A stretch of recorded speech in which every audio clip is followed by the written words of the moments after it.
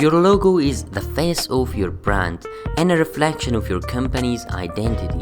So it is important to get it right. Before you can begin the thinking process, you must gather all the information required from your customer. These are a few examples of questions you should ask your clients in order to gather specific details about the project and to define your client's expectations.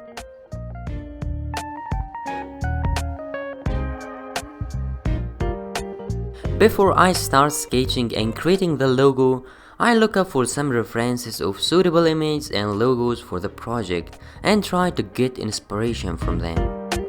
To generate some new ideas, I will use mind mapping method in order to come up with new logo concepts. Mind mapping means creating a visual representation of the words that are related with the main topic and then finding other associations to these words. I'll select the words that are most appropriate, then I'll combine some of the words from each list to come up with some unexpected and new ideas for the logo. Sketching. I will start by making a rough sketch. You don't have to be precise while doing rough sketches. All that matters is that you get the idea through. Actually, everyone can draw as these. These sketches should be ideas, but you should not spend more than 1 minute on each logo. What this does is it forces you to create simple shapes and simple ideas, which is the bare bones and the foundation of all good designs.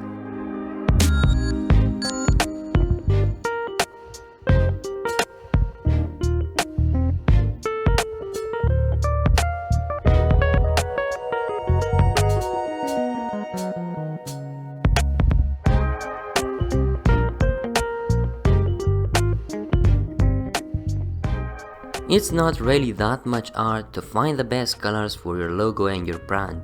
All you have to do is go to Adobe Color. You can get the most suitable colors from here.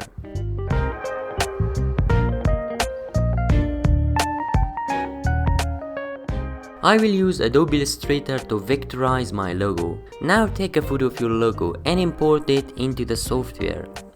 I have my logo photo in the background with 50% of opacity, so I can draw on top of it. I will use the ellipse tool and try to draw the logo. I will unfill the inside color and choose a stroke color and suitable width. With ellipse tool, I will draw the top part of it. I will take a copy of it by Ctrl and C and paste it in place with Ctrl and F.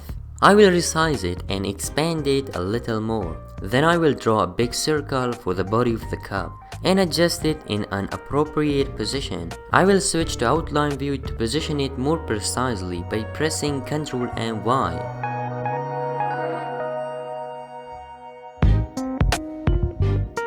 I will draw some rectangles on the top of the cup.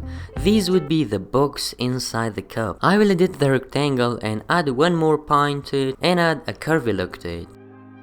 I will take some copy of that by holding Alt.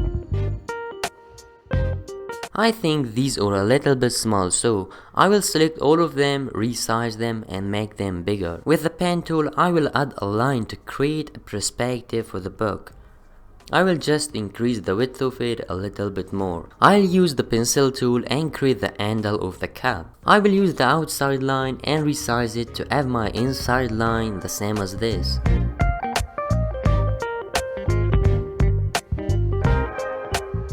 I'll use the shape builder tool and combine some part of it and remove the unnecessary part. I have a complete lesson about the shape builder tool and how to use it, so the link would be in the description or somewhere in the top. I will remove the extra paths and lines. I will try to add round corners to the shape. Let's give it some colors to have a beautiful contrast and make it more eye-catching. I will play with it and look at it in different backgrounds.